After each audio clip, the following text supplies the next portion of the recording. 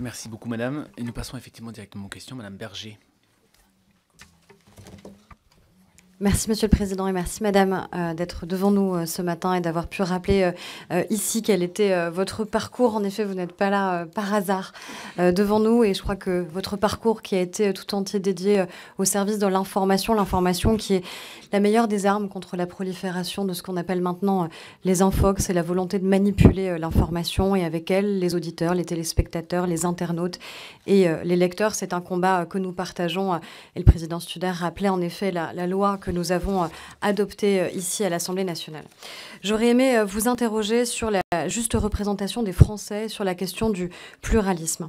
La question de l'équité des temps de parole dans les médias est une question qu'il faut sans cesse remettre sur le métier, qui est tout à fait cruciale, tant la représentation des opinions contribue à forger l'opinion publique. D'une part, il ne doit pas y avoir de situation de rente dans l'accès aux médias, et vous avez rappelé en effet le baromètre, car cela empêcherait l'émergence de nouvelles idées et de nouveaux mouvements.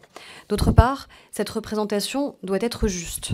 Ne pas monter en épingle les situations, ne pas déformer la réalité pour répondre à des intérêts commerciaux ou des logiques d'audience. À cet égard, peut-on accepter la mesure d'audience en direct réalisée par une chaîne et qui donc adapte l'information qu'elle délivre à ses téléspectateurs en fonction de l'audience immédiate réalisée ?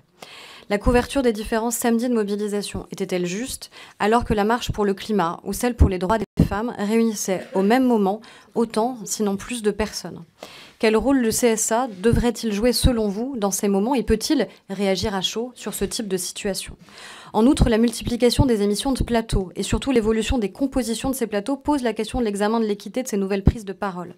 On voit se multiplier la présence de personnalités, certes non partisanes, mais pas du tout apolitiques, souvent même très engagées, que ce soit des éditorialistes des pages opinion, des membres de mouvements sociaux, en tout cas des gens qui revendiquent leur subjectivité et à ce titre font de la politique au détriment d'autres profils d'experts, de journalistes, de chercheurs, qui eux sont à la recherche, sinon de neutralité, au moins d'objectivité.